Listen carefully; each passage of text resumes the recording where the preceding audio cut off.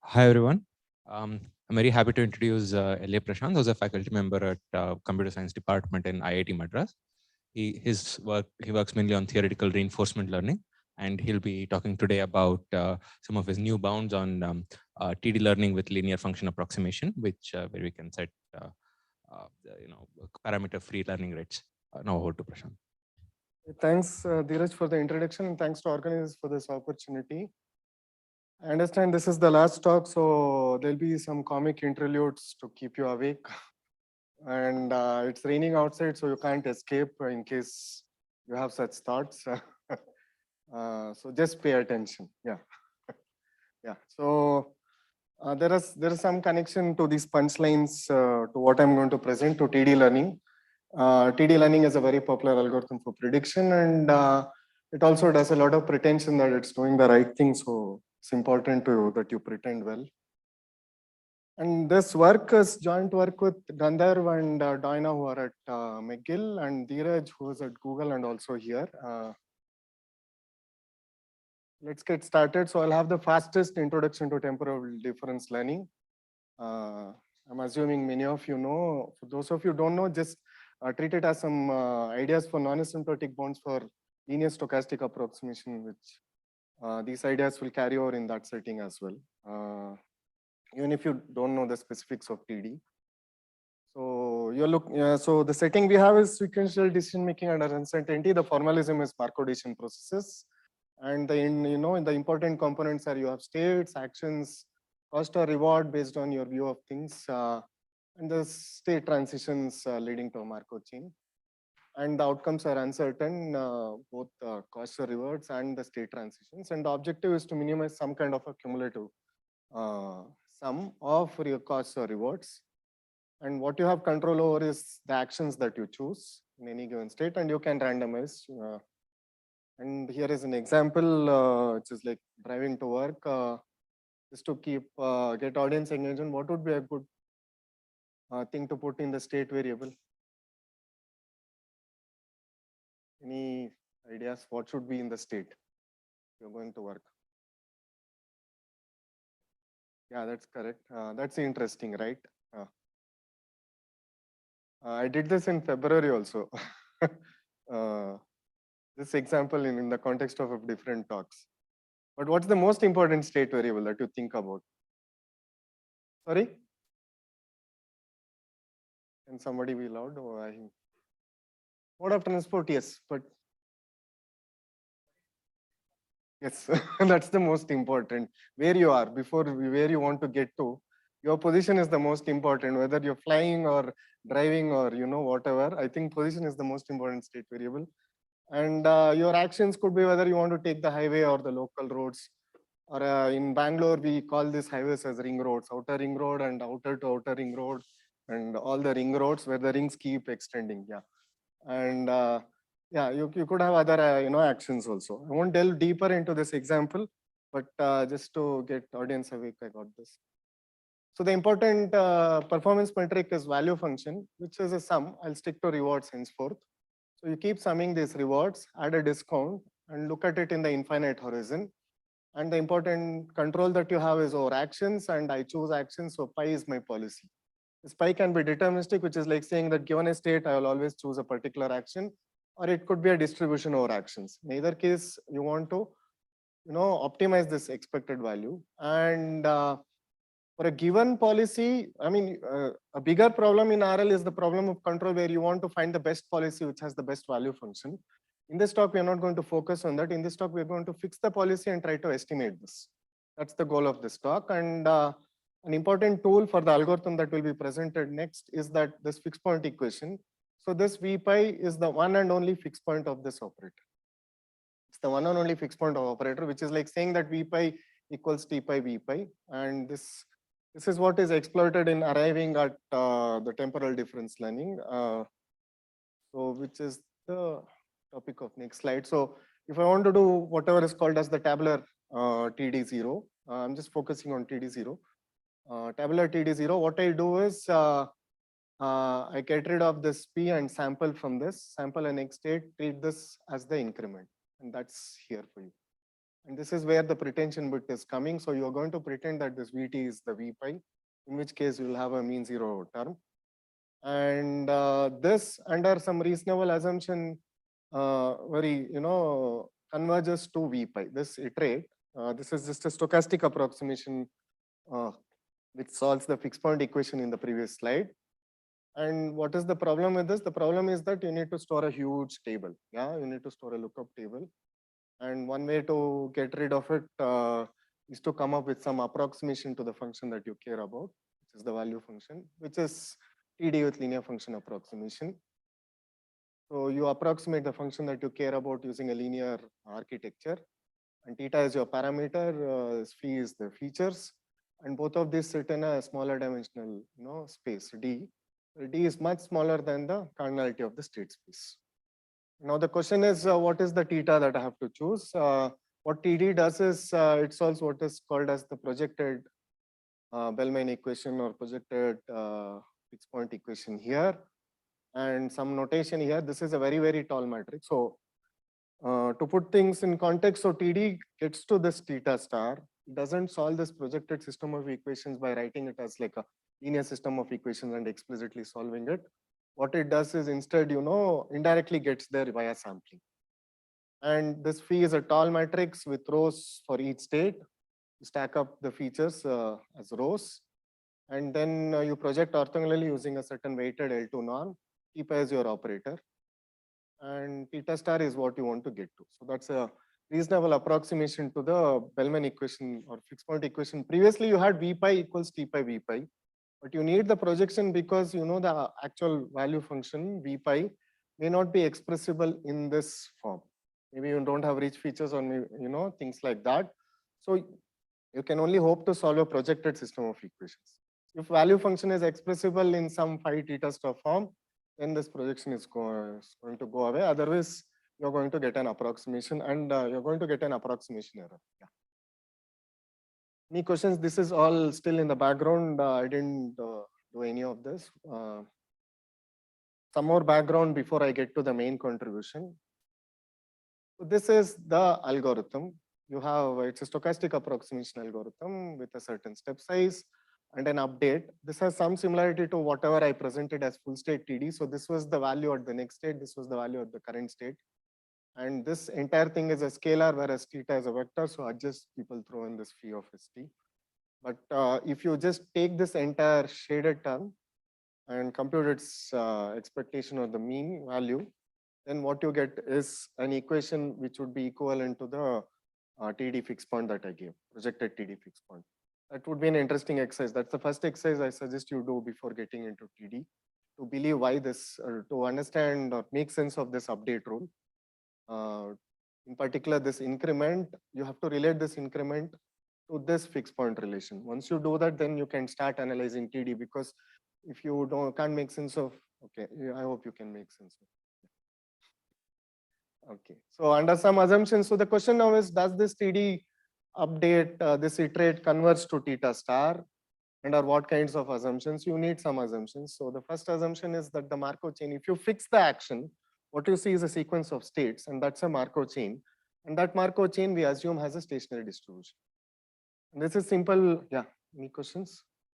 Okay, so this is, if you have a finite state action MDP, then this is equivalent to assuming irreducibility. Every state is accessible from every other state. So this assumption is common. The second assumption is that, the features are good enough in the sense that you have the feature matrix, the tall matrix, as full column rank. You don't have redundancy in the feature matrix. The columns are not linearly dependent. So once you have that, an important quantity comes into picture, which is the minimum eigenvalue of this matrix, and that will be greater than 0.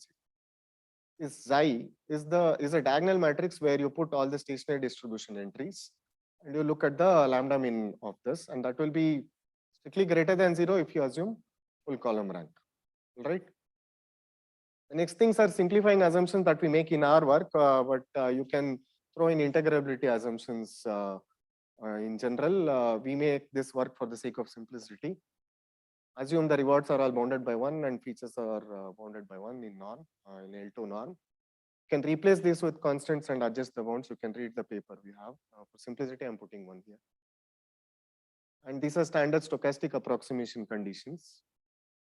And the most difficult assumption is coming next, which is some mixing assumptions, which put some bounds on mixing. Because the Markov chain, when you start TD with linear function approximation, will have an initial distribution, it will mix, and then the projected TD fixed point will have the stationary distribution, whereas you're not sampling from the stationary distribution. So you need some boundedness assumptions here. Under all of these assumptions, I'm going to skip through this because this is not very important for today's talk. What happens is Itziklis and Van Roy in a landmark paper showed a while ago that the TD iterate converges to the theta star, which is part of the projected TD fixed point. And this theta star can be written like this. It's a solution to a linear system of equations. And this is the A matrix and this is the B matrix.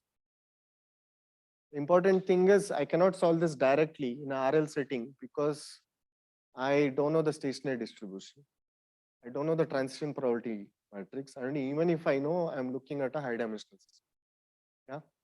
So in any case, it makes sense to have efficient stochastic approximation schemes, even if you know all the quantities. And so that's what TD does. Yeah. It can be cast into the general linear stochastic approximation algorithm, and you can understand it from that context. So all this is history. Any questions? Okay, so some more quotes just to wake you up. So what happens asymptotically, something good happens, but we have to figure out what happens when I implement TD algorithm. If I run it for 100 steps, is it good? Run it for 1000, what step sizes to use, things like that. And so what happens in the short run of TD0? And a high level summary. So stay with me at least for the summary. In case you have forgotten, TD fixed point is this, which is the same as this A theta star equals B. These two are equivalent. And this is the algorithm that I'm looking at. And I want bounds like this. These are the non-asymptotic bounds I care about. I'm looking at a bound in expectation, and I'm looking also at a high confidence result. I want these bounds. So for this, under the assumptions that Itziklis and Van Roy made, can I specify the step sizes and maybe other parameters of the algorithm if I throw them in and get rates like this? That's really the question that we are looking at. Is the premise clear? I think it will be forgotten. The bounds will have it. I'm giving when I present the bounds, I'll present it as two terms where there'll be something that depends on the initial error. I thought this was too early to make the bounds gory. Yeah, initial error is usually forgotten faster. Yeah.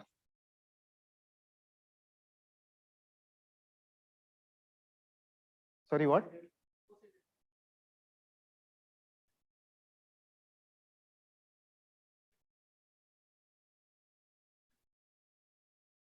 If you, I mean, in the old school day when I was doing this, if you're hand coding the features, the bound on the features is apparent. You know how much, what's the maximum norm of that. But if you're using a box, then you'll have to check with the box. Yeah. Yeah. But it's a bound on the features, like you know what each bit of the feature is like, what is the range. So if you know that, and if it's a d-dimensional feature, you can bound. That's as well. Like each bit, if it is in some range, then you know the bound, and it's d bits. Yeah, you're not growing the features, you're fixing it to d-dimensional vectors. And if you know each coordinate the range, then you can bound. Yeah. Because that's the L2 norm. Yeah. Any other questions? Yeah. So far, I'm not presented anything that I did. Yeah. Okay, let's see. Some more high level things about high level summary. So I want like this. And the question is, whenever, I mean, if you have looked at stochastic gradient algorithms, when you try to analyze, Praneeth was here, if you look at his papers, for instance, you have half a dozen options, at least 3 options, less than half a dozen, but one of them is you run it for t steps and pick the last iterate. Last iterate is theta t. And then give bounds for theta t. That's the first thing. The second thing is the other popular iterate averaging, goes back to Polyak and Rupert. You pick the average iterate. You take all the iterates and average them. And in our work, we have a variation to that, which is like tail averaging, which is like you don't start the averaging from the first point. You start it after a while. You start it after a while and only average the tail. Yeah, it's like that last 10%. If you visited iterates theta 1 through theta 100, maybe I'll just average the last 20 iterates. Yeah, theta 80, 81 to theta 100. I won't average the first 80. Intuitive idea is like the algorithm may start at a very bad point. So it does not make sense to consider averaging from the very beginning. And in theory also will show that that intuition carries through, and even the bounds say the same story. All right, sometimes, for the high probability bounds alone, I'll project. And this is somewhat dicey in the sense that, the region of projection should contain theta star. Otherwise, my bounds, the theory, whatever we propose, breaks down. And this is problematic because you are trying to get to theta star, so you don't know where it lies, so you cannot find a box or a ball which lives in it. But at least as a first exploration in theory, there are many papers on TD which do this. So it's not a solo crime. But at least in expectation, I don't project. Let's put it that way. There are enough bounds where we take vanilla TD and give bounds for the tailed average rate. We don't need projection. We don't need to know a box where the theta star lives. Yeah, but for high probability bounds, it's probably an artifact of proof technique. At some point, we'll fix it. Yeah. So bounds for TD under IID sampling. Yeah. So what's there on the next slide? Yeah, it's a joke. Yeah. I think post-COVID, it's difficult to sit through an entire day of talks. And I'm surprised everyone is awake. Yeah, thanks. Thanks for all the good manners. We'll go on. Yeah. So what is IID sampling? Yeah, so the IID sampling is this. For the sake of analysis, what we do assume is, if you look at the TD update, what you need is the current state, the reward, and the next state. You want this three tuple. Yeah. If I have these three quantities, then I take the features for each of this, take the reward, and I update the parameter. Now, what I assume for the analysis for a contribution is that this is sampled from this distribution where I pick the state using the stationary distribution and I pick the next state using the transition probability matrix of the Markov chain underlying policy pi. Yeah, so for the analysis, this is what we do. If you read the paper, we had a Markov noise extension where we don't have this. But first, we derive bounds for this IID sampling and then handle Markov noise and add the mixing term. But in the end, if you look at the bounds here, there's already something useful. And I'll also manifest a setting where IID sampling makes perfect sense. Yeah, it's not something just that I could derive a fancy theorem, a non-asymptotic bound, and publish a paper. It also makes sense. In practice, I can use IID sampling in a variation of TD to solve something called LSTD. I'll get to that application later. Yeah. Okay, so IID sampling, if you have seen, the bounds in one of my earlier work, it would be interesting to check that work when I submitted it and when I published it. And, here, I'll tell you what that work is. This work, 2021. Just for curiosity, just read the first paper footnote when I submitted, when I got it published. Yeah, and then talk to me. I'll tell you the backstory. Yeah. Because on record, I can't say that. So the point is, in this work, what we looked, if you're trying to derive a bound for a stochastic approximation algorithm, the first thing, at least I thought, should be tried as a diminishing step size, which is inversely proportional like this, goes down with T. And the most important part is this minimum eigenvalue, minimum positive eigenvalue. Assuming this you will get if you assume the features of full column rank, you'll get a minimum positive eigenvalue. And so this step size constant depends on is inversely proportional to the minimum eigenvalue, and then I'll get the best rates. These rates that I wanted, I will obtain it. Yeah, and what is the problem with this? Yeah, we don't know mu. Yeah, we don't know mu. That's the problem. Okay, we don't know mu. So henceforth, what I'll say is, if I have an algorithm which which requires knowledge of mu, I'll call it non-universal step size. And if it does not have this problematic dependence, it's a universal step size. Yeah. So you can get to a universal step size with what is called as iterate averaging. It goes back to Pollack and Rupert. I think they were at least 4 years or 6 years apart. Yeah, I think Rupert had it in 1988. Polak is 92, I think. Yeah. The same work. Yeah. Same idea. So here what you do is you take bigger steps. Still diminishing, but bigger steps. Alpha is between half and 1, but bigger steps, and then you average. And there's no, for any C, the constants will have C, but C is not restricted to, C greater than 1 by mu and things like that. You don't need knowledge of mu. The flip side is that I won't get 1 by square root T, but I'll get something which is almost 1 by square root T. I can take alpha arbitrarily close to 1, but it has to be strictly less than 1. I can't put alpha equals 1 because all these constants will blow up, and I'll get a very trivial mode. So that's, I mean, if you looked at this is some from my paper in machine learning journal. Going to give out, it took 7 years. I submitted in 2014. Yeah. I'll reveal more. Yeah. Yeah. And I moved between 2 continents and got 2 kids in between. And all the other co-authors also. Yeah. Anyway. We went through, changed 2 jobs, had 2 kids, and still got 1 paper. Yeah. Anyway, this didn't take that long. This took 1 year. Yeah. This is AI Stats. It started a year ago. So the main message from this AI Stats paper is that I can get 1 by square root T. I can get 1 by square root T with tail averaging. I can get it. And this is the bound. So what is tail averaging? If you see here, this definition, please pay attention. The point is I'm visiting theta 1 through theta t.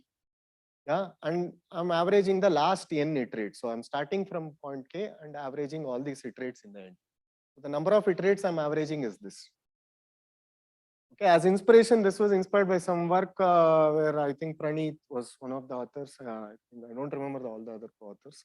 We did something like this for least squares regression, and with a lot of effort and jugglery, we got a similar idea to work in TD. Yeah, we got a similar idea to work in TD, this tail averaging idea, and I can get these two. Yeah, so that's the main message. There's one more message after this, and then if you get bored, you can zone out or stick through the details. Yeah. Important thing is this is a universal step size. I only need to know the discount factor and a bound on the features. I don't need to know mu. So the idea is I'm taking constant steps, which in some sense are like bigger steps, and I'm averaging, but I'm not averaging from the beginning. I'm averaging the last few iterates. So that's really the idea. And then some algebraic tricks got us to this bound. Yeah, that's the first message. And second message is we can regularize the problem and hope we'll get better results or better bounds on some problem instances. That's the second message. So instead of solving theta star equals A inverse B, which is the vanilla TD solution, I'll regularize and throw in a lambda. And I'll still do the constant step size and do the tail averaging, and I'll get a bound. And this bound has constants which scale better with the underlying eigenvalues for the regularized case, at least on a few MDPs. Yeah, we manufactured one such example in the paper. So it helps to regularize, not just to achieve a global, or universal step size, but also to get better dependence on the underlying eigenvalues. That's something that's going to come next. So these are the main 2 messages. Now I'll go elaborate all of these. Any questions? Any questions? No.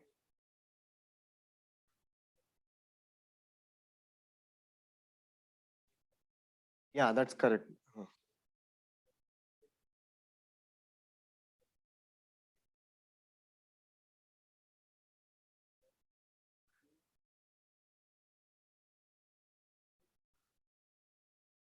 Yeah, both in expectation and with high confidence.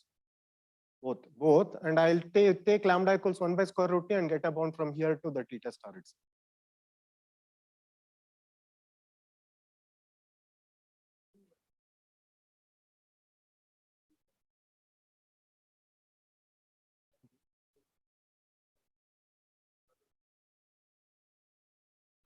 No, here the goal is just getting 1 by square root T rate. Yeah, so if you look at this, if I solve the ridge regression problem, and if I do TD, a modified version of TD, its limit is, it's a stochastic approximation algorithm, which will get to this theta star reg. And this theta star reg is order of lambda away.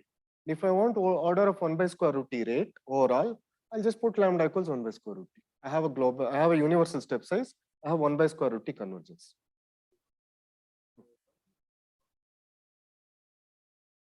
So the point is, okay, so the point is, if you look at the dependence, if you do full iterate averaging, I'll come to the bounds later, then the initial error is something like theta naught, wherever I start, minus theta star.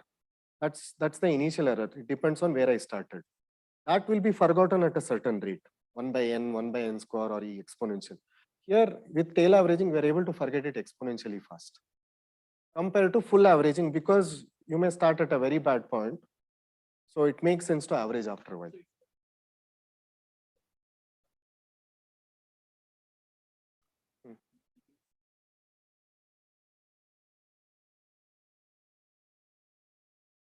Well, yeah, probably that's one way of looking at it. But if you just do gradient descent, right?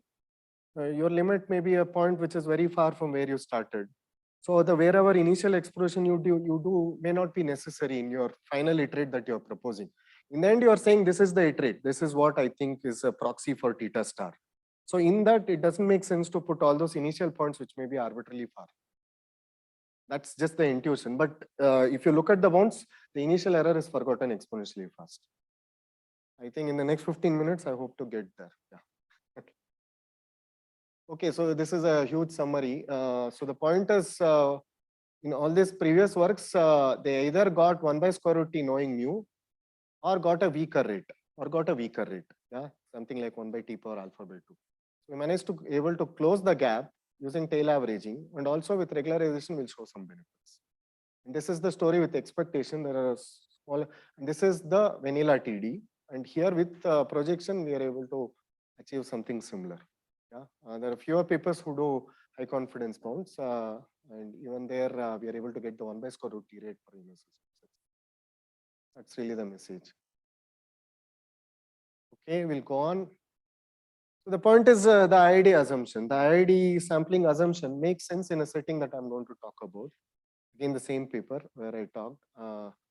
So TD on a batch. So people might have seen this LSTD algorithm, which is like you collect a bunch of samples like this, state, reward, and next state, and solve this linear system.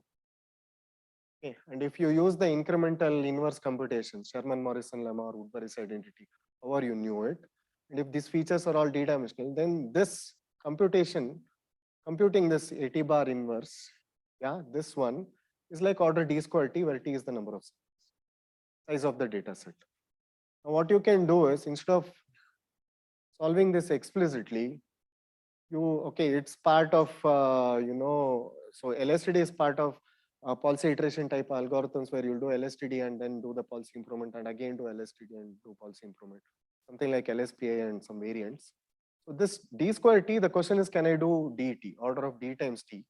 It makes sense, at least for example, long back when I did this work, I think Computer Go had features which was 10 power 6. Yeah, 10 power 6, yeah. After that, I have not looked at the feature dimension. Yeah. So the question is, can I reduce to order of dt? And the idea is here. So what I'm doing here is something like TD, but on the batch. I have T sample transitions. I'll pick uniformly one of them at random and do my update. Got it? So this is like, so if I replace this by, stationary or IID sampling, then I get the vanilla, the TD that I was talking about. Here I have T sample transitions. I'll pick one uniformly at random and run through this. And so this will converge to the LSTD solution. And it's a perfect, so if you do this update from right to left, this is order of D update. And if you do it T times, then in order of D, so the complexity is order of D time, do T per iteration. And if you do T rounds, T updates, then it's order of D times T. And if you invert explicitly, it's order D squared T. And if I show that after T steps, this is very close, then this is a good enough proxy. I will gain computational efficiency and also not lose anything in theory. Yeah? So that's really the idea. So I run TD on a batch. So that's where, IID sampling makes sense. So here is a perfectly practical setting. And this is somewhat inspired by what you do with SGD. Instead of directly solving theta equals some A inverse B, you pick those instances. Only issue is here you're doing something with TD with matrices which are not symmetric. It involves a lot more work. Yeah. Any questions on this? This is called pathwise LSTD. Yeah. Pathwise LSTD and its TD variant. Yeah.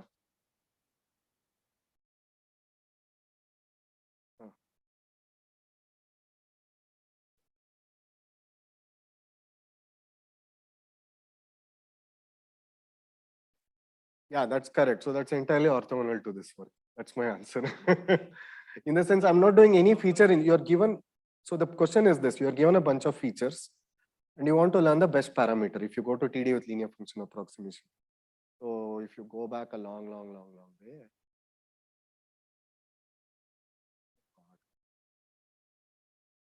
Yeah. So I'm going to fix the features.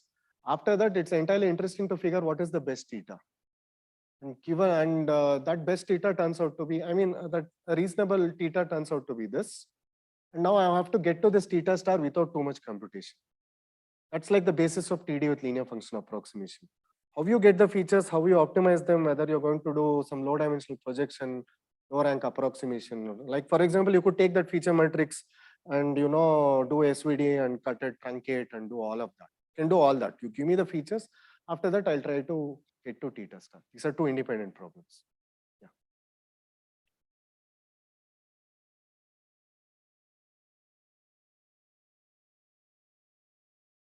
Okay, where was I? I did the batch. Yeah. So for this, for this TD on a batch, under bounded features, bounded rewards, and this minimum eigenvalue assumption, we get these bounds where I require this mu. With knowledge of mu, which is like C greater than 1 by mu, I get 1 by square root T, right? And then if I do iterate averaging, I'll get a weaker rate. Yeah, I'm going to skip that. But the point is, the question remains, can I get 1 by square root T without knowing mu? And that gap is closed by TD, tail average. That's the gap. That's the gap we closed. We didn't change the algorithm. It's the same TD algorithm.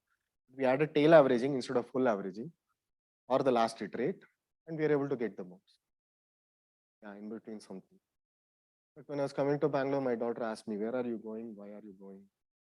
And things like that. Yeah. Anyway, so in case you have forgotten, this is IID sampling. So I have a bunch of, I have tuples like this, state, reward, and next state, where the actions are chosen according to a policy which is fixed. You have the stationary distribution and this P. So the point is you're given a bunch of samples like this, and you're going to use that to update TD. You can look at the paper for the Markov noise extension, but the question of whether I need to know mu, whether I can get the algorithm, are entirely interesting even in the IID setting. The Markov noise is something like a technical, I would say it's like a technical extension. The idea about getting rid of mu is more important. Getting rid of mu dependence. Okay, some more summary, which is, this is the TD algorithm. This is the fixed point I want to get to. And the step size that I chose is like this. And this is the tail averaging. The important thing is like I'm averaging last n iterates. I'm averaging the last n iterates starting from point K. Okay. Yeah. And assumptions as before, features bounded, rewards bounded. The feature matrix has full column rank, and the Markov chain is irreducible. For simplicity, I am assuming it is finite state actions. You can extend it to more countable state spaces easily. There are two eigenvalues that come into picture. I want you to remember, but I'll try to recall it many more times. So if feature matrix phi has full column rank, this matrix A plus A transpose, A is not symmetric. If you look at the TD fixed point, it's like A theta star equals B. A is not a symmetric matrix. The A plus A transpose will have a minimum positive eigenvalue if feature matrix phi has full column rank. And also this matrix will have another minimum positive value. I'll call it mu and mu prime. And we'll look at this mu and mu prime in the bounds at some point.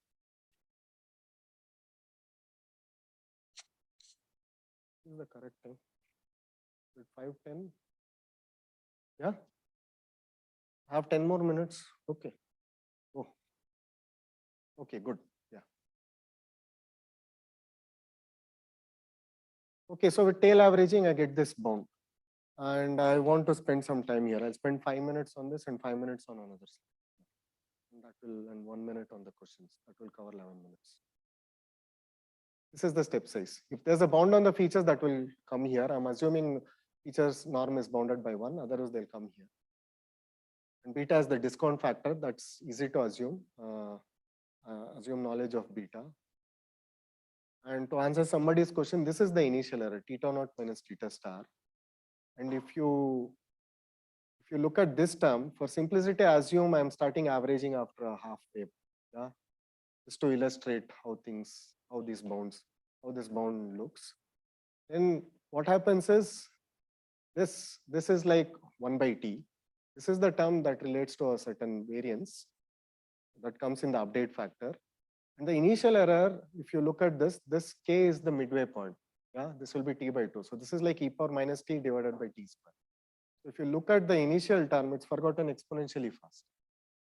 Yeah, so you're forgetting the initial point wherever you started for this algorithm exponentially fast because you're doing tail averaging. You're not considering all the points initially. So even if you start averaging halfway from the halfway point, the initial error gets forgotten exponentially fast, and the dominant term will be this term which has this variance for the update factor. Yeah.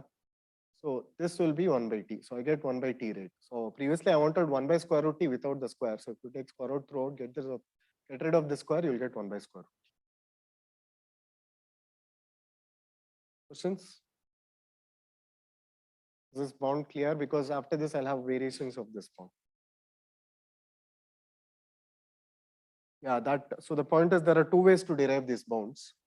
If you have a problem which is ill-conditioned, where mu is really small, then you can derive a bound which is like 1 by t power 1 by 4 instead of 1 by square root t. Get rid of the square, you'll get 1 by t power 1 by 4.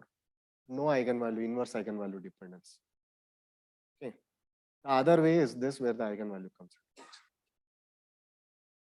in. You can have one proof technique to get rid of this eigenvalue dependence, but the rate will be slower. But that will hold for every problem, whether the mu is small, big, whatever. But if mu is reasonable, then this mu relates to how the features.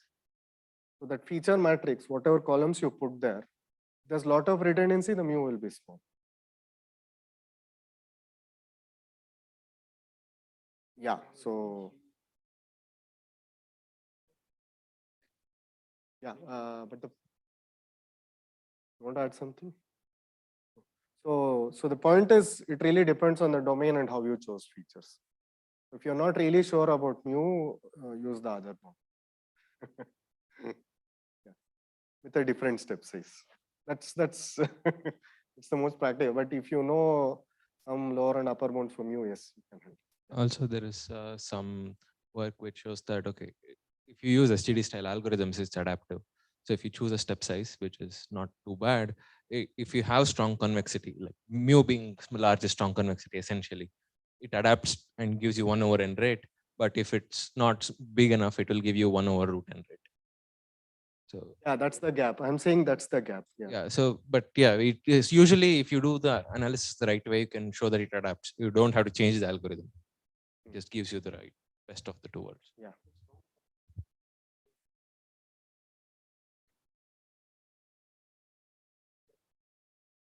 No, this whatever analysis can be loosely correlated with doing SGD with strong convexity, very loosely. Yeah. Anyway, similar high probability bound. If you're super interested about the constant, I didn't want to scare anyone, so you can look at the paper. Yeah. Next thing I want to show is regularization. Where does regularization help? Does it even make sense to regularize? And so in case you have forgotten, I'm solving this with a particular lambda. And if I solve this, then the update rule will feature a lambda. So the update will change because I'm doing regularized TD. I want to get there. This algorithm will get to theta star. But the question is whether the distance from this iterate to the theta star, which is vanilla TD's theta star, without regularization, will it be of the order 1 by square root t? If it is of the order 1 by square root t, why should I use regularization? These are the two questions to handle in the next 6 minutes. And here again, we choose a universal step size. We have not lost the universal step size with regularization. For any given lambda, this is the step size. And for that, we get a bound like this. If you look at this bound, again, I'll get the 1 by t overall bound. Get the 1 by t overall bound. But the important thing to focus on is this scales inversely with mu square, 1 by mu square. Whereas the previous one was 1 by 1 minus beta times mu prime square. Okay, so that's the difference. So the scaling is with different eigenvalues. One is of the A matrix, if you remember, A plus A transpose, which goes into the TD fixed point. The other is of the feature matrix, phi transpose phi. So the question is, which is better? So I'll put these two bounds side by side. Just one last note. So this is for any lambda. So if I want to, so this is the tail averaged regularized iterate to theta star. So just put a hat here. I forgot to put the hat. And this bound is to theta star. This is not theta star reg, but to theta star. Okay. This is not the regularized TD solution, but this is the vanilla TD fixed point. So this difference is of order. If I take n equals t by 2 again for illustration, I'll get order 1 by t. I'll get order 1 by t in either case. So is there any reason to use this bound over the other? And the answer is, okay, let me put these two bounds side by side. This is without regularization. This is with regularization. If you look at this, it's 1 minus beta times mu prime square. And here I get mu square. So the thing is, what we show is in the paper, we show an instance where we show that this can be arbitrarily small as compared to this. You can make 1 minus beta times mu prime arbitrarily small by tweaking a Markov chain. You can look at the counter example in the paper. So I have problem instances where 1 minus beta times mu prime is very small compared to mu. In that situation, even though the dependence on t is the same, it makes sense to use this bound with regularization because the scaling is better. So you can look at, I'm not discussing that counter example in detail here, but the example is in the paper. So any questions on this? We also derived high probability bounds, but I'm not going to bulldoze you with all the bounds. If this work is even remotely interesting, please read the paper.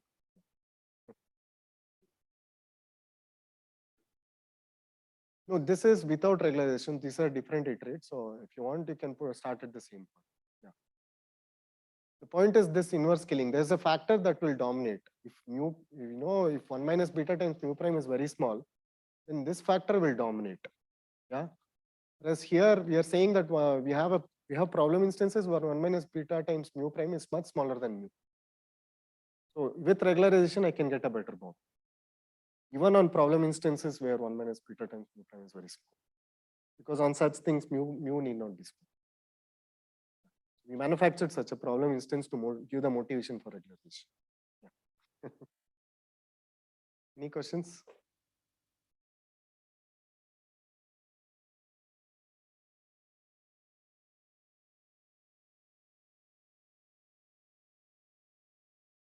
Yeah, I think from a theory, I can say that if you take any constant fraction, last 25%, 50%, and so on, it's okay. You should not average from the beginning. But empirically, I don't know. We didn't do any experiments in this paper.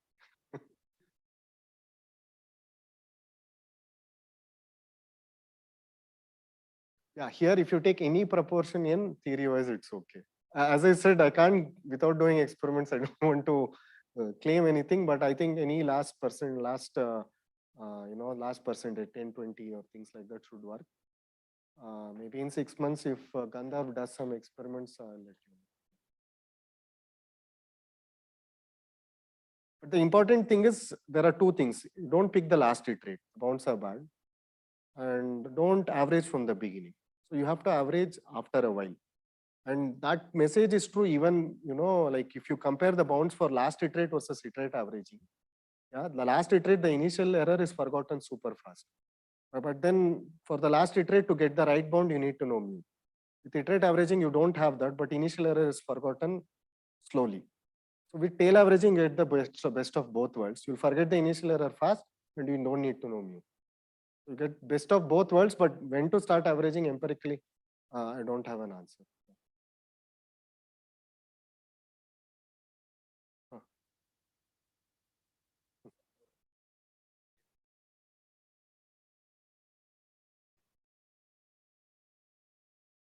No, by choosing the step size, what?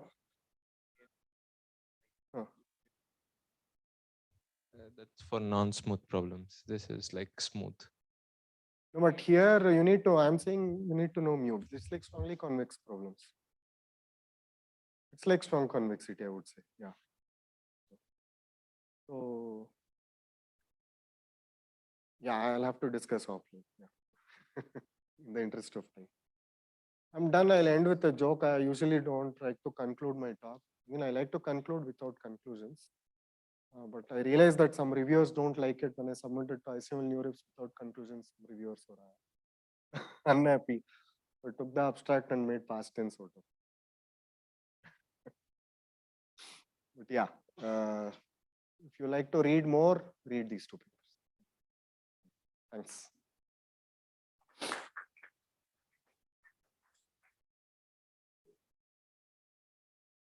Any questions?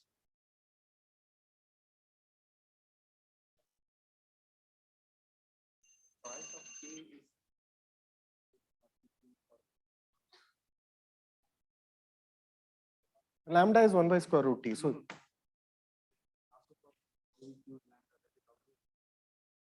no, see there you're trying to solve with a fixed data set. Here it's a running problem. You're sampling. I think they cannot be strictly compared. See, the point is there's an algorithm which asymptotically gets somewhere.